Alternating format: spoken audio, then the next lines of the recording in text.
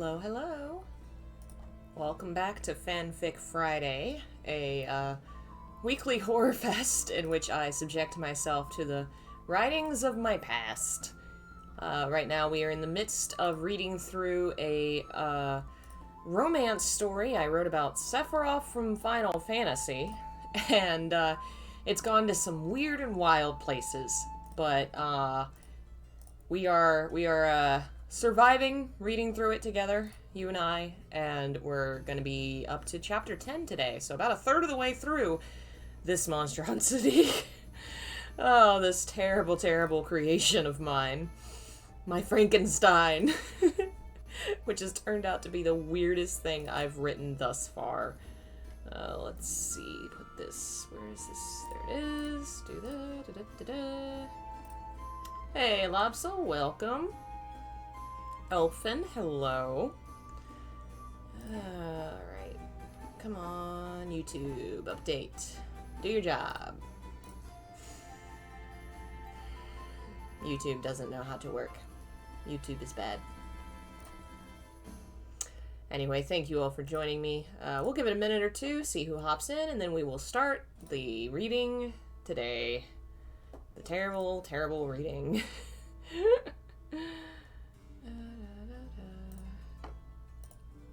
Hey, Nacho! Oh! You were reading, the members-only fanfics.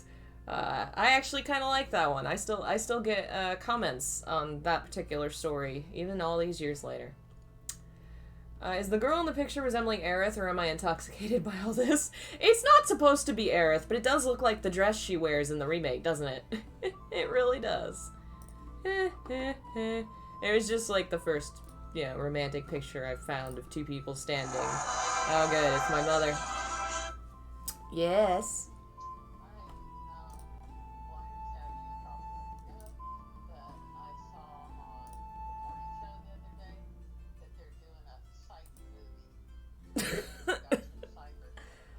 Oh, good.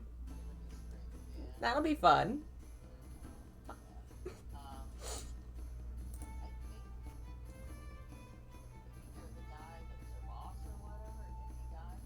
I don't know.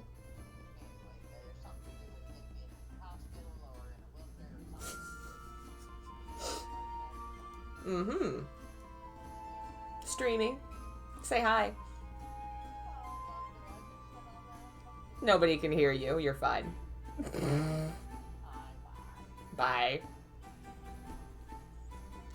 My mom just wanted to call and inform me that those two boys from the Psych show are doing a Psych movie. And it will be on streaming. And she just really needed me to know that. I love my mother. Oh, man. Well, let me get the document up. Get it. Yeah, there we go. Get my setup. Let's see. There's that one. Okay. Alright, I guess we will get started with, I think we're on chapter 9 of the Sephiroth romance. How romantic it has been. So, here we go. Hey, would you look at that? I walked into the apartment to see 4 of its occupants glued to a computer screen, smiling contently. I walked up behind them to see they were watching anime on YouTube, something I'd never really bothered to do, though I'd heard a lot about it from Crystal, and I knew the show was Naruto. Hey, Kadaj grinned and stood when he saw me. I really adored the little guy, though I always felt little around him, and I wasn't really taller than him since he was my height. Welcome back, sister, Kadaj smiled. Loz and Yazoo both waved, and Crystal leapt up and hugged me. Hey! I looked around as Crystal hopped back over to the computer. So, when do we plan on going back? I asked, setting my jacket on the sofa. Do we have to go back? Loz joked. I gave him a look. That was apparently a joke. As nice as the company is here, I miss my quiet countryside, I replied, plopping onto the couch. The 4 of them behind me began laughing insanely over the video, though I felt like having a laugh at the time. My body began to doze off. But just as I almost fell asleep, the door opened. Who is it now? Crystal implored. Sephiroth stepped into the room with my brother in tow. Look who I found on the way home, Jamie joked, leaping over the couch and landing next to me. Where do you people come from? Crystal joked as she stood from her chair and ran into the kitchen. I watched everyone relax and gather around, slowly ending up in the same area, grabbing their snacks and their drinks, leaning back in their seats and into their sofa cushions. Without realizing it, we had all ended up hanging out together, this strange group of people. Some who shouldn't even be alive, and some who don't always feel like they should be. Take a drink for every melodramatic teen angst sentence we come across. We gravitated toward each other, and even the coldest of us stayed close, joining in the warmth. It wasn't long before I was leaning shyly against the warmth of Sephiroth's chest, and my friends had the decency not to mention it. A chicken, I asked, curious. Lo shook his head and continued pantomiming as everyone thought hard. Hello, Delvin. Thank you for joining us, hard level member. Thank you so much. Be sure to look in the description for the link to all your bonus content. A bird, a plane, Kadaj asked. Planes don't flap their wings, Jamie pointed out. Lo shook his head. Putting 3 fingers in the air, we all said, 3 words. First word, Yazoo muttered. Lowe's began choking himself. Choke, I added. Lowe's nodded. Second word. Kadaj happily bounced in his seat. Lowe's shaped his fingers in the shape of the letter O. Oh, Crystal murmured. Then her eyes lit up. Chocobo! It's a chocobo! I just described Sephiroth playing charades. Oh, thank you, Delvin. That's so kind of you. Enjoy work. Hopefully it'll be a good day. And we'll get to see you later at the next stream. Bye. Oh, God, I can't believe I wrote this. Finally, Lowe's joked, collapsing into the armchair. Everyone laughed, and Sephiroth's deep laughter vibrated my shoulders. Just... I reveled in the feeling. Oh, yeah! This is so stupid. Oh, man. Hey, Sky Center. And Alexis, hello. Someone want to tell me what a chocobo is, I muttered, feeling left out. It's a bird from Gaia, something from the video game, Crystal explained. I rolled my eyes. I still think it's a giant chicken. Everyone laughed at me. Even I had to laugh at me. And then we have a quote, of course, and the quote is, after all these years, I see that I was mistaken about Eve in the beginning. It is better to live outside the garden than with her, than inside it without her. Mark Twain.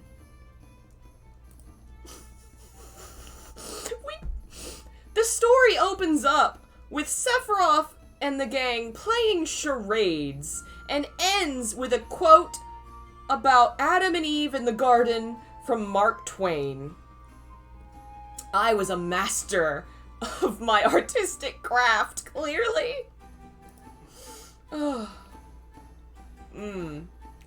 I offered to drive in the morning. It was becoming a problem for me to have nothing to do. Whenever I was bored, I would fall asleep and dream these odd things, sometimes not even remembering them. So I offered to drive everyone back to the house. I wasn't sure how they'd arrived in Atlanta in the first place, but the 4 of them happily offered to give me company.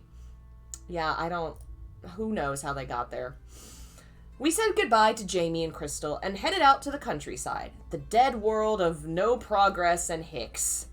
Okay. Clouds floated above as trees began replacing skyscrapers and the high towering beauties that... As trees began replacing skyscrapers as the high towering beauties that catch the eye. Only 10 minutes into the drive, I looked to Sephiroth. I looked back to my rear view mirror, and back at Sephiroth. When were you going to tell me we have stowaways? Sephiroth gave me a knowing smirk. I wondered if you would catch on. Everyone in the car turned except for me. I looked back through the mirror. Slowly, and a bit embarrassed at being caught, Jamie and Crystal's heads appeared in the mirror as they sat up in the back.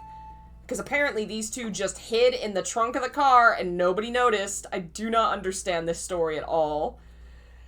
Hey guys, fancy seeing you here. My brother laughed nervously. I cast him a dirty look. Sephiroth turned back to the front and shook his head.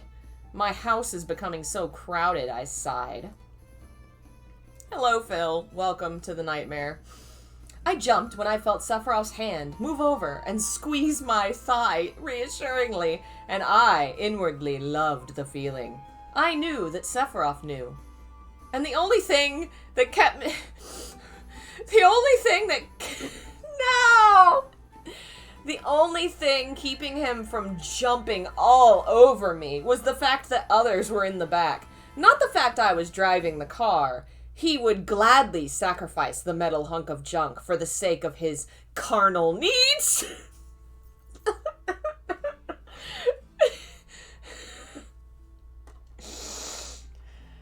Oh, God. His needs were becoming hotter. I had woken up to him nibbling on my ear. I'm gonna die.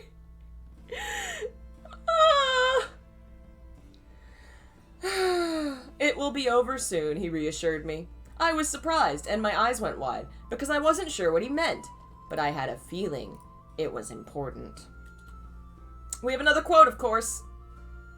The light in this place is so bad, making me sick in the head. All the laughter's making me sad. The stars have turned cherry red. Bob Dylan.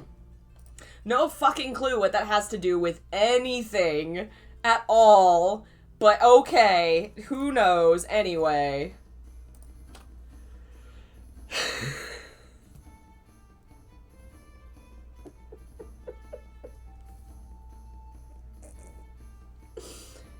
It was dancing in beauty and rhythm, glistening in the light, shining through the blackness. I was transfixed and horrified at the same moment, trembling in awe and in fear, breathing in smoke and falling to my knees.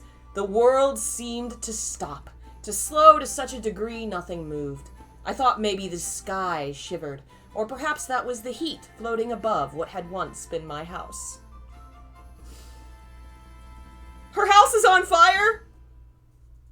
They drove back to her house and it's just on fire. Why is it on fire? Who knows? Does it matter? Probably not, but her house is on fire. Everything was in flames. The house was alight and burning, timbers tumbling, and the heat overwhelming. I felt sick to my stomach as I crawled out of the van in shock, watching my house burn away. One by one, I heard the others leave the van, and when my brother stepped out, his lips trembling and his eyes wide, he raced past me, running to the house we'd grown up in. "Jamie!" I shouted after him, but my voice fell on deaf ears. Stumbling, I tried to stand and go after him, but in my dazed state, my shoulder hit the car door. Okay, I don't know how... Anyway. I groaned as I fell. Sephiroth came up behind me. Kadaj was racing after my brother into the flames, determined to stop him. At that moment, I saw the red flames reflect against my brother's hair. The idea that all that I had left of my life before my mother's death was up in flames sank into my mind. I shivered and caved, shrieking in agony as I curled up, clutching my knees. I felt Sephiroth's arms around me, and in horror I looked back to the flames. Something was moving within them. With all my heart, I prayed my brothers were all right. I would look back on that moment and think this was the first time I truly thought of them as brothers. The first time I admitted it. It was true. They became my family.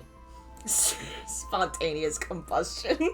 That would make more sense than anything else in this story. I also like the idea that the cat did it. A form came from the flames, and in his arms he carried my brother, and in all his stoic strength and silence I shook with surprise. As his face lifted to look up, I realized how alike Kadaj was to his brother. I'm saying the word brother way too fucking much. The scene was like a replay of Sephiroth at Nibelheim. Gently, Kadaj set my brother's unconscious body in Loz's arms and immediately rushed back into the flames. Yazoo was behind him as Loz carried my brother into the car. I didn't realize it, but I was screaming myself hoarse. I only noticed it when Sephiroth's gloved hand came to my lips. It was like slow motion as I watched Yazoo and Kadaj disappear into the flames. It was official. Everything had changed. There was nowhere to turn and nowhere to run. There wasn't any place to look to for normality.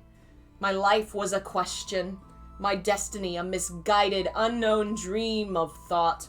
All I had was an old van, $17 and a pack of bubblegum, along with 4 hungry mouths to feed. They were all I had left, my family. I sobbed as I curled towards the ground and trembled. My life went up in flames.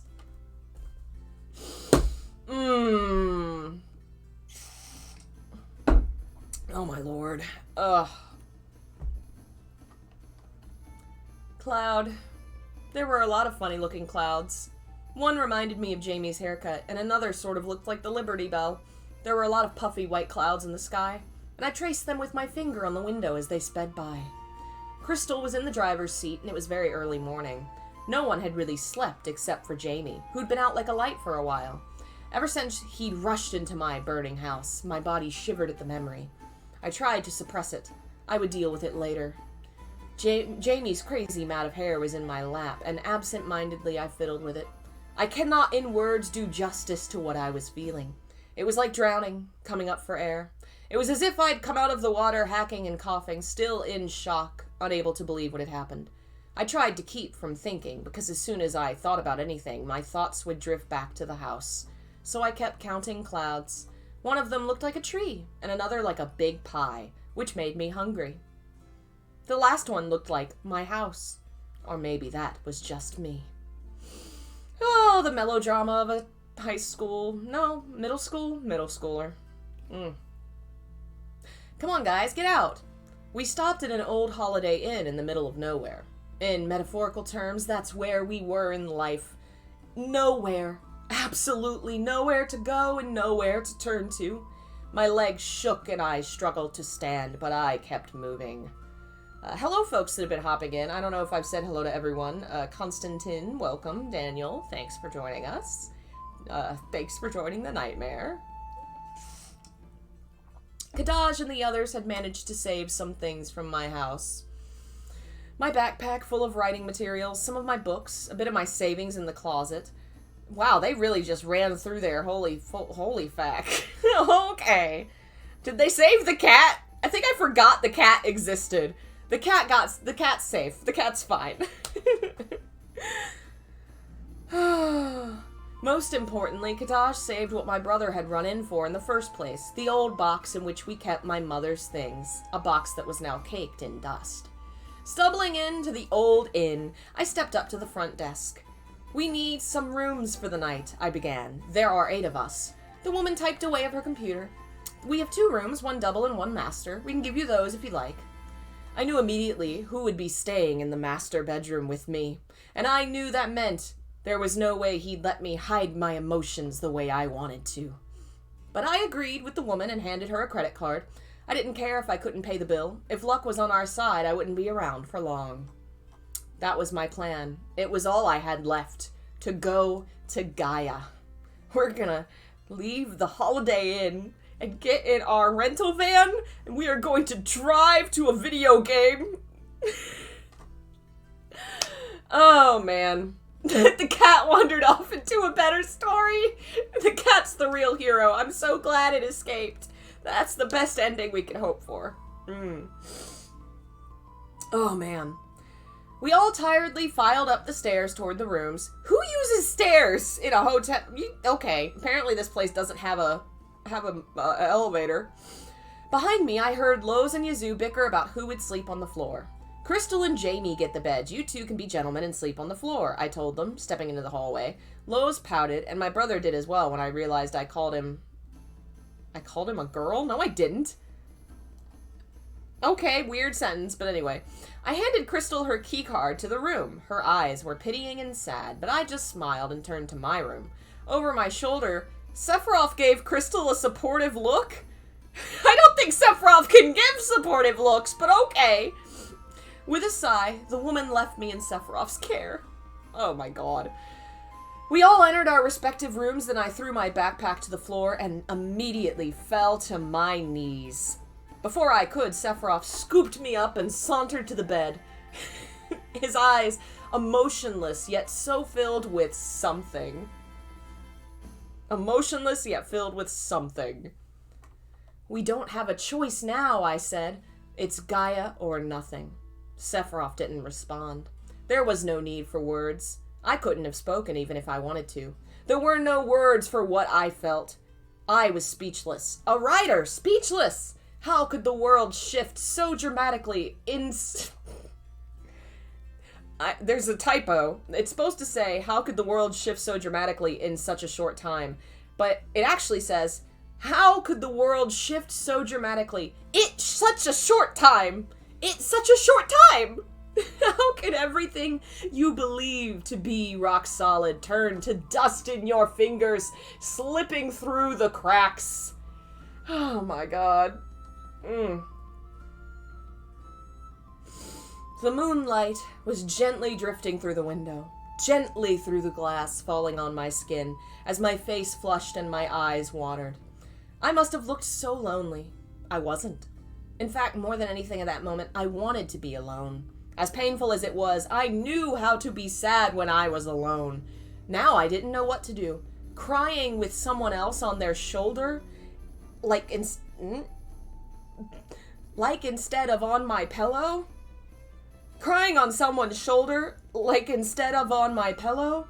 It's like complaining and begging for food when a plate of it is before you. It may not be what you like, but it's food. It's food. I tried not to look Sephiroth in the eyes. I couldn't handle looking into his mighty gaze, knowing that my darkest secrets could be devoured and my worst fears preyed upon, knowing he could see everything. But I wasn't afraid of what he'd do. I was afraid of what he'd think. Sephiroth fell lightly onto the bed with a heavy sigh. I'd never heard him sigh before. I was drifting in and out of sleep, hiccuping as I silently cried against his shoulder. "This is how the worlds revolve," he whispered, his voice like a melody, his words like a poem. "Revolve around the dying." I might have been shaking, sobbing. I did not miss my house. I missed my memories. The memories that were the shadows of my house, and that defined my house. For so long, they were all I had. My memories that were flooding me, and the voices I could hear, mixed together with Sephiroth's lone, powerful voice, his dark, sensual-sounding voice. As I fell into a somber sleep, I heard him one last time. "Now I see once again the reasoning for your hatred, mother." I am crying. Oh my god, I forgot how depressed and melodramatic I was as a tween. What did any of that mean? And also, just the surreality of Sephiroth at a Holiday Inn, just chilling, just at the breakfast bar, getting his cup of joe. Oh my god, this is all so stupid. And why did their house catch on fire? There's no explanation. And where are they going? Your house catches on fire, so you just hit the road. Just go. Oh my god, this is all so stupid. Oh.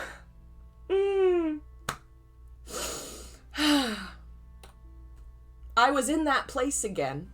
The dark place that seems like nothing, but might be everything, and is at least something. It was a dream, but it was real. And then it's... in parentheticals, it has the word real. And then below it, in another paragraph, it has the word real. And then in another paragraph, it has the word layer, which is real backwards. The last time I had been there, Cloud had been sitting on the edge, his dark, brooding mind at work. He had told me of some friend who'd been having breakdowns. I wondered if he was okay. This time I was with someone else, but I knew him. Smiling, I sighed and brushed my hair back, walking up to the ledge and stood beside him. "It sounds like you're having a tough time over there," he mumbled with a sympathetic smile. I didn't really know what to say. I don't know. It might be hard to get over, but in the end it may be for the best. Zack turned and looked at me. He was sitting with one leg over the edge, his other foot resting on top of the edge, both of his hands holding his calf. The most awkward way to describe that position. Looking over his shoulder, he nodded for me to sit next to him. I obliged, sniffling a little. My insides were a little shook up. I hear you're planning a trip to Gaia. I snorted. Zack, I don't plan on ever returning. Ah, but that's the beauty of plans. They are made to change. I had to give him that. I was sure it had never been in Sephiroth's plans to meet me. I wondered what he'd do if given the chance to return to what he'd been, to finish his mother's plan. It didn't take me long to think he'd let me go. But I couldn't think like that. I turned to Zack. Yes, we're going to Gaia. We were both silent, the realm around us reflecting our reverence and tranquility. Little fireflies floated here and there, and it occurred to me the next time I came to the place it was different. I wondered if Zack knew what it was. His eyes were on me, as if examining me. It seemed like he was trying to measure my soul or gouge my strength. I think I meant to say gauge, but I wrote gouge, so he's trying to... I took your strength. Oh no. Oh man. I thought I looked pretty weak, since I shivered under his gaze, but he seemed to shrug and look back out to the nothingness. It's a long journey. It's only been done once before, he commented, letting his other leg slide over the edge. He swung his legs back and forth like a child. What must I do? Zack looked up at the sky beyond his line of sight. He had to lean pretty far back to do it. See that? He said, pointing to a star. My eyebrows furrowed to see it. It was bright green, large and far away. The star moves further away every night, heading northwestern. It's Gaia, and if you follow it, you'll find yourself there. I did not seem as dumbfounded over the strange idea as I thought I would have. Instead, my gaze dark and brooding, I looked to Zack again. Will you follow us? I asked. He gave me an incredulous look. Follow you? I don't know if you remember, but I'm already dead. I had to roll my eyes. Sephiroth was too, but he's not anymore. Zack sat silently for a while. In the distance, the sun began rising high over nothing. Everything place. Over the nothing everything place. I'm calling it the nothing everything place, where the stars never disappeared. I wondered if Zack would be able to leave like Sephiroth did. I think you can, I whispered. I felt myself fading away, back to reality. Zack gave me another smile. Tell the general he'd better not lose someone like you. Who are the characters besides Zack and Sephiroth? Well, welcome. Richard, I think it is. Let me know if I've said that wrong. This is a horrible fanfic I wrote in middle school with original characters, and the main one is romancing Sephiroth, because of course she is. I awoke on a firm chest, held tightly in familiar strong arms. Shivering, I moaned as I awoke, my warm body curling up against Sephiroth's warm body. He shivered in pleasure, and my face flushed.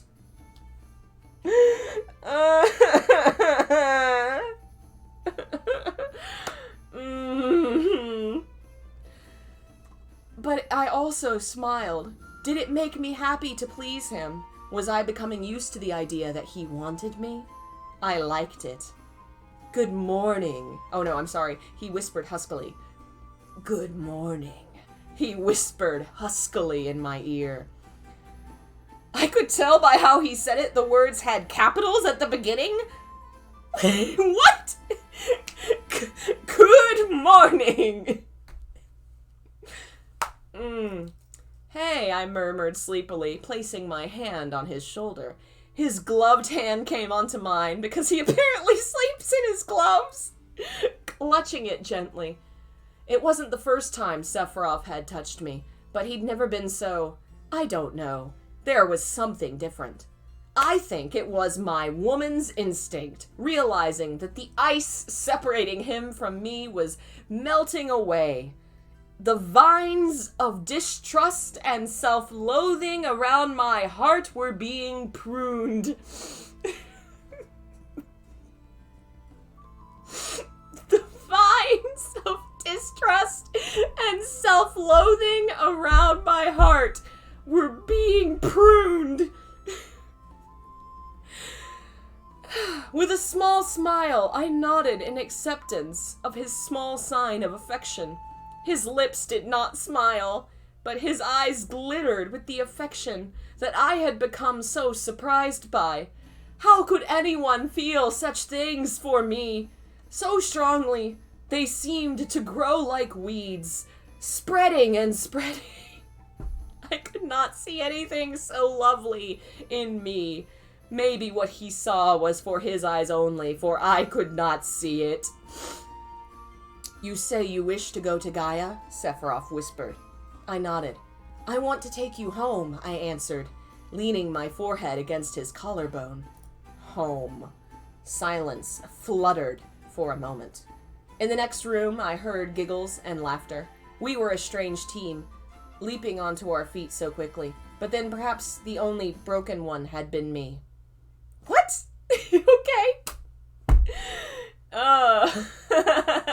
I still haven't forgotten about the fact that you made clown porn. This isn't even close to being as bad. Well, listen, at least the clown porn was unique, you know? It's the only one of its kind, as far as I know.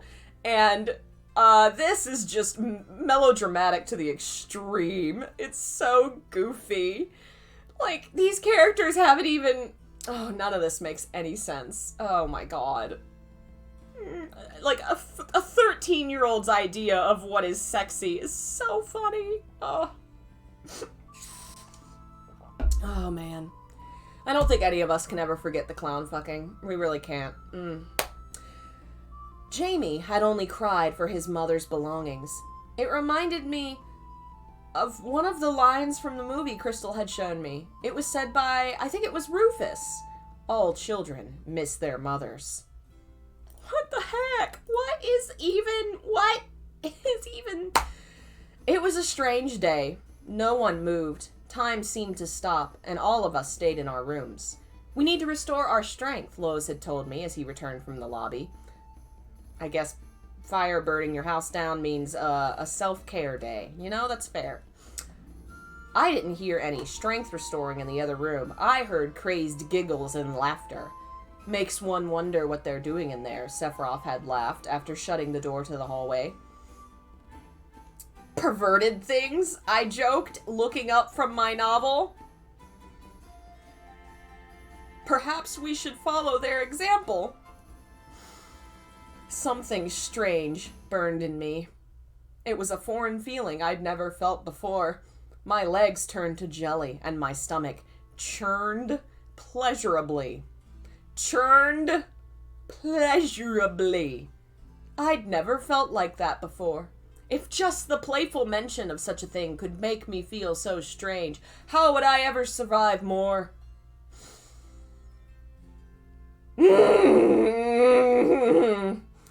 As I turned to the page, no longer even skimming the book, I knew what Sephiroth wanted. He wanted to make me his, and I wanted to be his. What made me hesitate? Fear? Anxiety? I loved him. Why hesitate? I turned off the light, closed my book, and tried to go to sleep. Hello, Billy. Welcome to hell. Welcome to my personal hell. Oh my god. I must have fallen asleep, for next I knew Sephiroth was gently kissing my forehead before turning and leaving the room quietly. Groaning, I looked up and around this dark room. I saw somebody wrote Zackening, and I almost read it as the Zack room. Thank you, brain. I hadn't dreamed that time. I didn't know if that was a good thing. It was 3 in the afternoon, and my body was still a bit tired. I would sleep again later, but first I decided to visit the others. Exiting the room, I entered Crystal's room. There were 5 in the rather large room, all the furnitures and things pushed to the walls. Kadaj and Lowe's were wrestling in the middle of the floor. Crystal sat cross-legged on the counter, munching on popcorn as she cheered them on. Yazoo was in a corner, smirking at the scene, and Jamie sat by the window. I wasn't sure how he could daydream with all the noise. Come on, don't let your little brother beat you. He's a shrimp, Crystal taunted Lowe's as it edging him on. Don't tell me you're going to cry, brother, Yazoo laughed. I shook my head at the scene. Lowe's grinned and put Kadaj in a headlock, but the boy slipped away and leapt back, and the two continued tussling. This is because, as a 13-year-old, I genuinely felt that siblings showed their affection through wrestling. Because that's how we did. I literally have pictures of me at like 8, 9, 10, 12 years old, wrestling my 20, 25-year-old siblings, and I really held my own.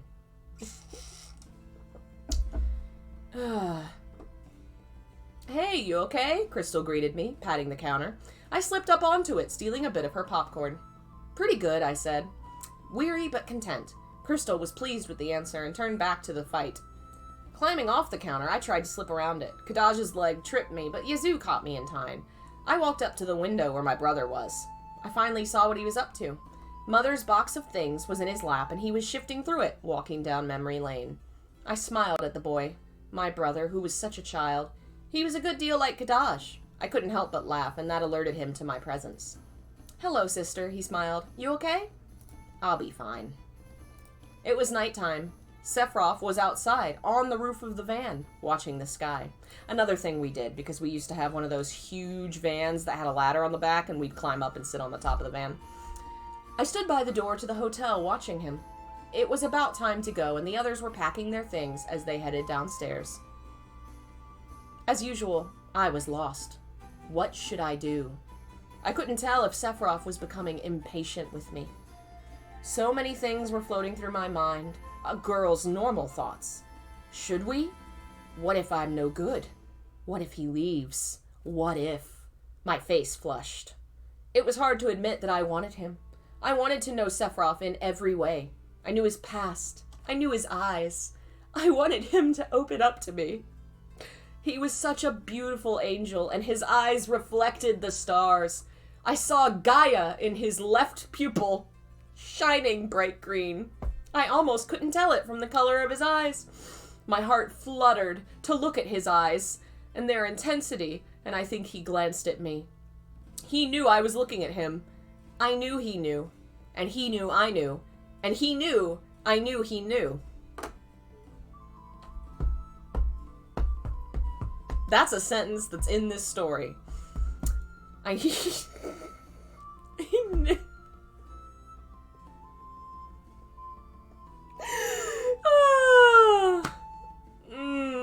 If this story is an actual sex scene, I'm literally going to perish. It does not. I was not brave enough to write that until high school, and I don't think any of the stories I've pulled out to share with all of you have that. I don't think I've actually published... No, I have. Never mind. Oops. No. Oh, no.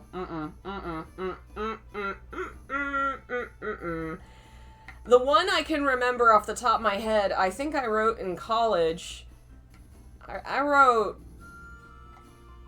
I had a big... Okay, had is a past tense, which isn't true. I have a huge crush on Yuna from Final Fantasy. I love her. I'm also, have always been big into monsters. I wrote some stories about Yuna and her summons. I think that's the most explicit thing I ever wrote, but it's the... it went... I was too embarrassed to write normal sex scenes, so I just went... and just right over here into monster fucking... Anyway, I'm not reading those. Kadaj and the others came out of the hotel. Come on, let's get going, Jamie cheered, rushing to the van. Crystal was just behind him, leaping into the driver's seat.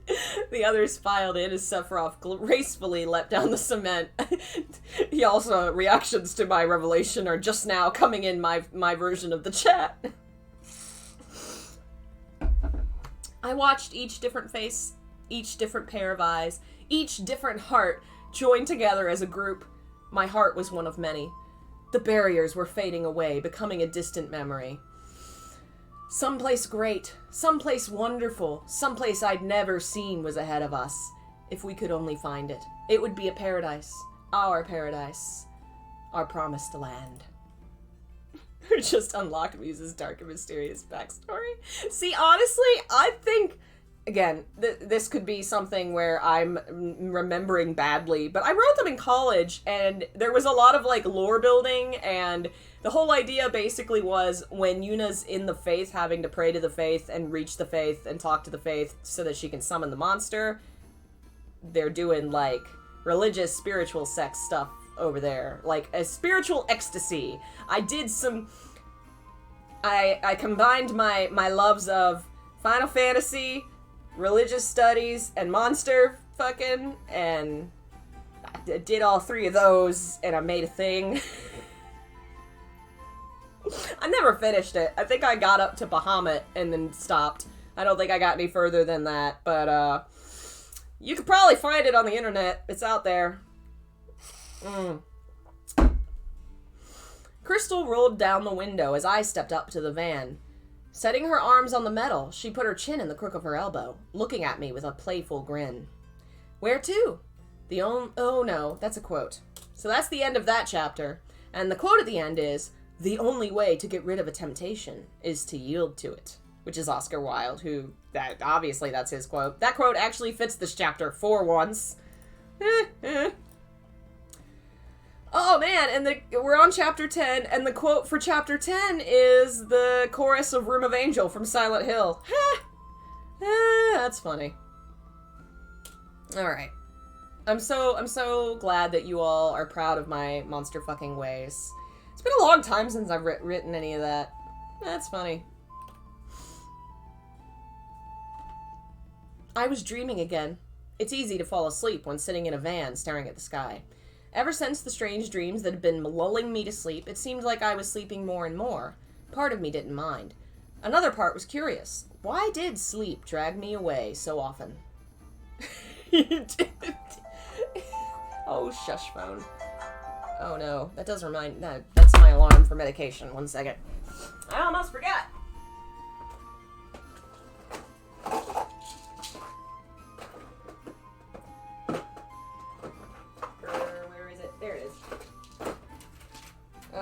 Oops. Oh no. What's today? Oh, good. Okay. For a minute, I thought it was Saturday, and I thought I'd missed a day. Dummy. Must complete the great work. That's fantastic. I'll have to see if I can find it. It's in my documents somewhere, I'm sure. I barely remember. I remember little bits of it.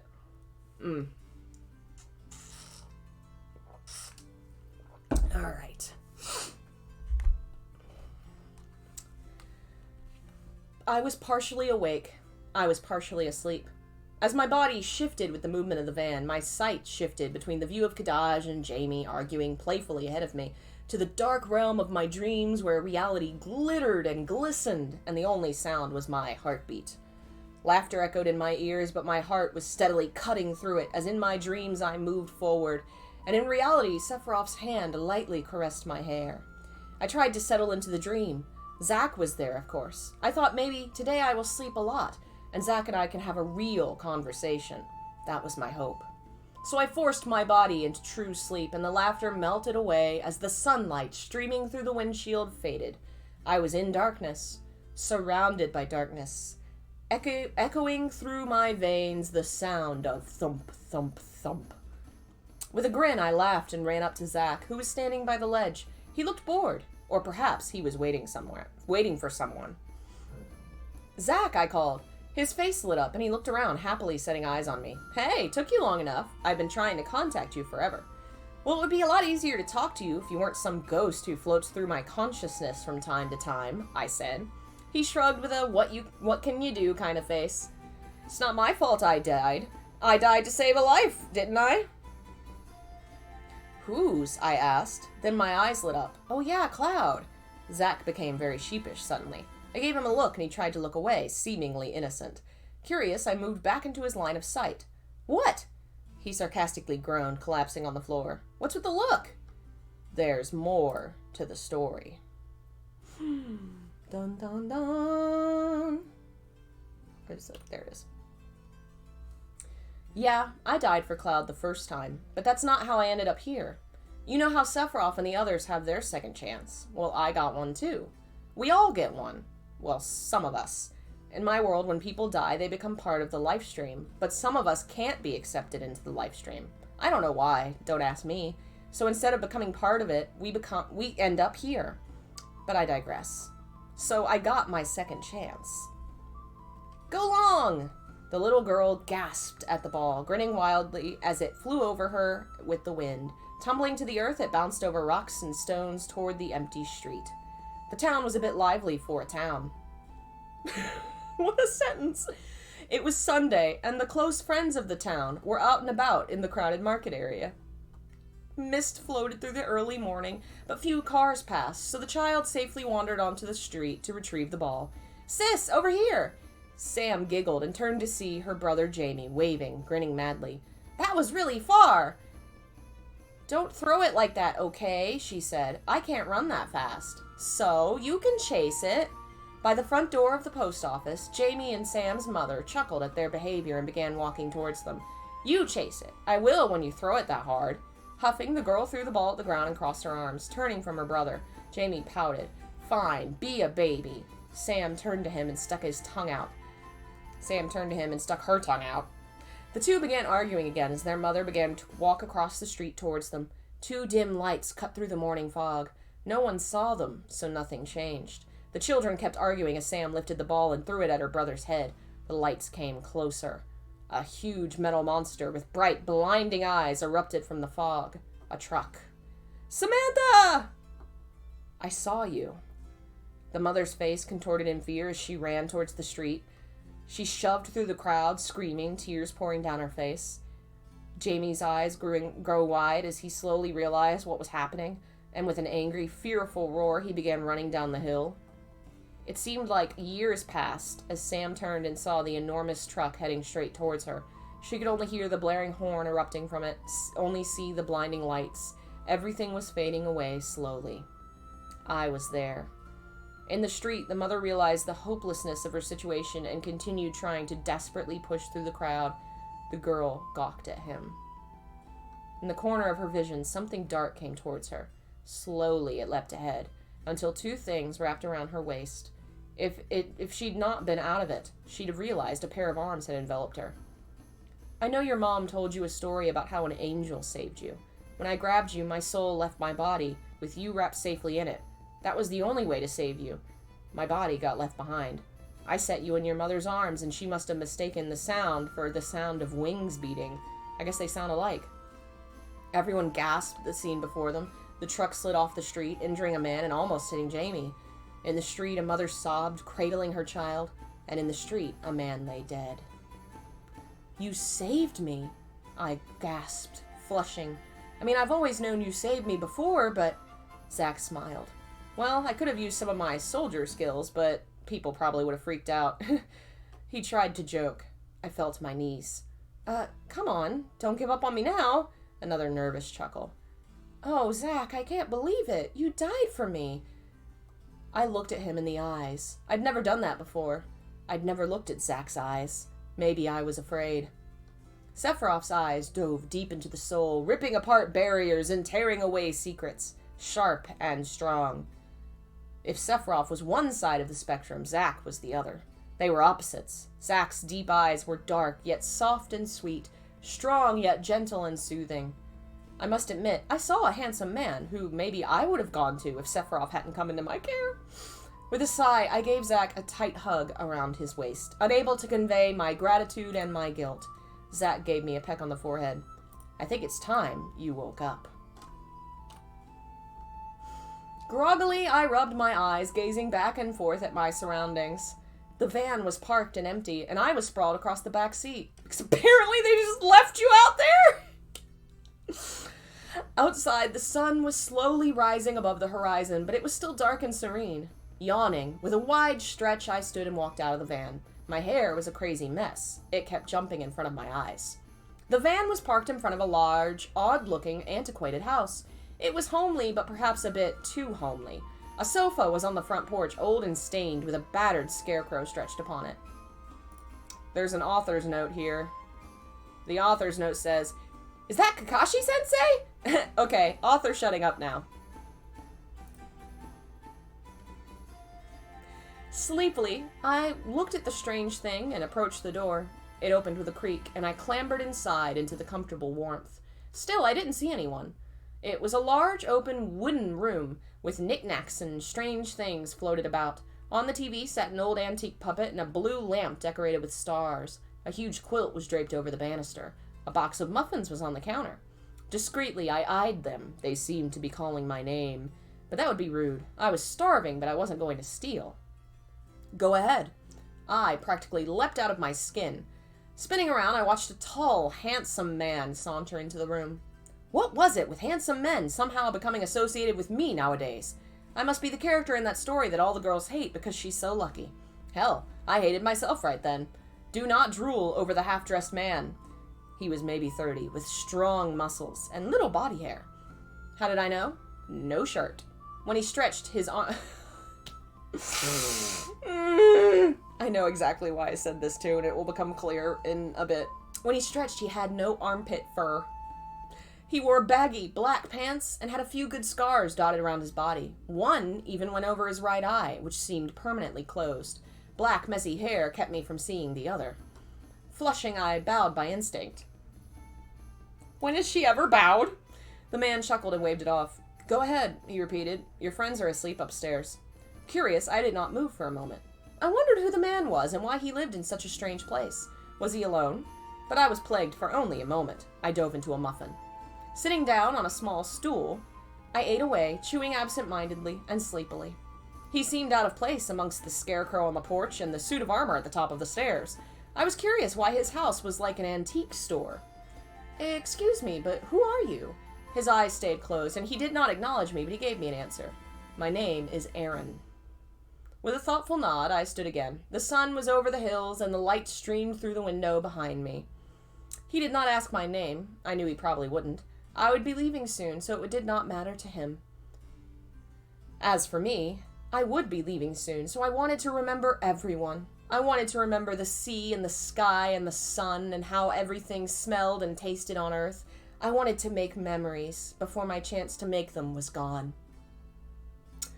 A thunderous roar came from the top of the stairs. It sounded like a small stampede had erupted from the second floor, rushing downstairs. Kadaj leapt over the banister, landed on the back of the sofa, and ran to me. At the same time, Lowe's jumped down from the second floor. The sane member of the trio used the stairs. I was a bit surprised that Aaron didn't even react, but I supposed he was very reserved. Morning, I mumbled. As Yazoo stepped up, he rolled his eyes at his brothers. Where are we? I mumbled. You're on the Georgia-South Carolina border, Aaron said, sitting up. I'm so sorry I made you live on that border, Aaron. I'm so sorry. I know you're right next to that giant firecracker store, the giant statue of a peach, the cowboy that advertises, the gas station, and all the porn shops. I'm so sorry I made you live there. Ugh. Yazoo added, we followed the star all night. Kadaj ignored his brother and stared at Aaron. Where'd he come from? He lives here. At least I think he does, I muttered shyly. Aaron gave me a look, but I looked away. Yes, I live here with my friends. Where are they? Lowe's murmured. Sleeping. I eyed the staircase. No more steps sounded. I suppose the others were still asleep. Where's Sephiroth? Turning to Lowe's, I asked. Still asleep too, Lowe's replied. He stayed up all night watching you. So romantic. Smiling reverently, I turned crimson. What room? Last one on the right. Swiftly and silently, I ran up the stairs and turned down the hall. Upstairs was a bit quaint, empty and silent. The hallway had few decorations. I turned the knob on the door and entered the last room on the right. It was quaint as well, but with an angelic presence within. His silver hair was strewn wildly across the pillows, his arms spread, legs half on the bed, half under the blankets. He seemed like such a child, besides the amazingly toned chest. This was the first time I'd seen him asleep. Sure, Aaron was beautiful, but Sephiroth, to me, he was above everyone else. Leaning against the doorframe shyly, I wondered if Sephiroth knew how I felt. Part of me was comfortable with where we were. I didn't mind, because I wanted to know him. I wanted to know his strengths, his beauty, his ugliness. I would not be ashamed to know any part of him, though I was still shy. Well, well, look who woke up just in time. Jumping in shock, I spun around. Recoiling, I calmed and stepped out past the doorway to look at the stranger who was laughing at me. The man who was laughing at me was one of Aaron's friends. He also wore no shirt and had even more scars than Aaron. A large, strange-looking black tattoo covered his scarred chest. Sandy brown hair covered his face messily, and his eyes were devious and cocky. He leaned towards me with a smug smirk and an arm on the door frame. "Hey, little lady, what are you doing here?" I stepped past the man and gently closed the door so we would not disturb Sephiroth. I didn't want to learn if he was a morning person the hard way. My friends and I needed a place to rest, and I'm Sam, not Lady. The man gave a hearty laugh as he walked beside me toward the kitchen. I liked his laugh. It was strong. "The name's Jack," he told me, giving me his hand. I didn't shake it, simply smiled and ran down the stairs to my siblings at the counter. He shook his head and shrugged before coming down. "Morning, Aaron," the man waved with a grin. The way he spoke seemed to be an attempt to rile the other man. Oren sleepily picked up a pillow and tossed it at him. The man dodged nimbly, and the pillow slammed into the suit of armor at the top of the stairs. Lowe's ducked under the kitchen counter when the knight's spear flew by him. It impaled the refrigerator door and gave a metallic twang. Jack yawned and opened the fridge, which forced Yazoo to dodge out of the way of the spear. "What's with all the decorations?" Lowe's muttered as he stood from under the counter. Jack opened the milk jug and chugged some of it, which made me decide to think twice before taking anything out of the fridge. Only after that did he bother to remove the spear from the fridge and toss it out the open window. "Our friend has a strange taste in collectibles," Aaron commented as he turned on the TV. "Where is Brian, anyway?" Jack muttered as he collapsed onto the antique floral sofa with the strange lace. "Asleep," Aaron spoke as he flipped channels. "Is he the last member of your group?" I asked. The response was an uninterested grunt. Jack, Aaron, and Brian. Such a strange group, and I hadn't even met the third member yet. "Where are Crystal and Jamie?" I asked, walking towards the stairs. Kadaj answered, "Second room on the right." Have y'all figured it out? I think someone's figured it out. When I realized what my 13-year-old self had done with these weird, what I thought were OCs and then clearly were not, I screamed into a pillow. So I'm guessing because Zach said the whole thing about some people can't go back into the live stream and they're reborn in this world, I guess that works for all Final Fantasies. And we're probably going to see a bunch of characters from other games just show up for no reason. And I am delighted to know that after their harrowing journey in Final Fantasy X, Orin, Jecht, and Braska got to live in a little cottage on the Georgia border. This is all just insane. The door Kadaj spoke of was a dark black, with red roses decorating the wood. It was old and cracked, so I tapped on the door very gently. No one came to the door, so I let myself in. Both of them were already sitting awake. "Hey, what's the plan?" he immediately said. "You mean the big plan?" I began. Jamie nodded. With a sleepy yawn, I collapsed onto the bed. "According to Zach, we need to keep following that star, and eventually we'll get to Gaia." Both Jamie and Crystal's eyes jumped out of their sockets, and they gawked. "Zach?" Crystal's face split into a grin. "As in Cloud Zach? The Zach Fair? Zach Fair with the fine behind?" That was a joke my friends and I had in middle school. We said he had the fine behind. What's on her face? That's a blitzball from Final Fantasy. It was my and Crystal's turn to laugh at Jamie. He shrugged. "What?" With a haggard groan, I shook my head. "I don't know. He's just a friend of mine. Zach Fair is the dark-haired ghost guy from the movie, Cloud's friend that died. You know, he died to save Cloud." Slowly, it began to sink in. Why hadn't I put two and two together? I didn't know. Or maybe I did. Didn't I already say I knew he died for Cloud? Why is this character so confused? Anyway. "Is he alive?" Crystal begged. "Can we see him?" "Can I touch his ass?" Jamie asked. Solemnly, I shook my head. Solemnly. "I'm sorry, you can't touch his ass. He's not alive.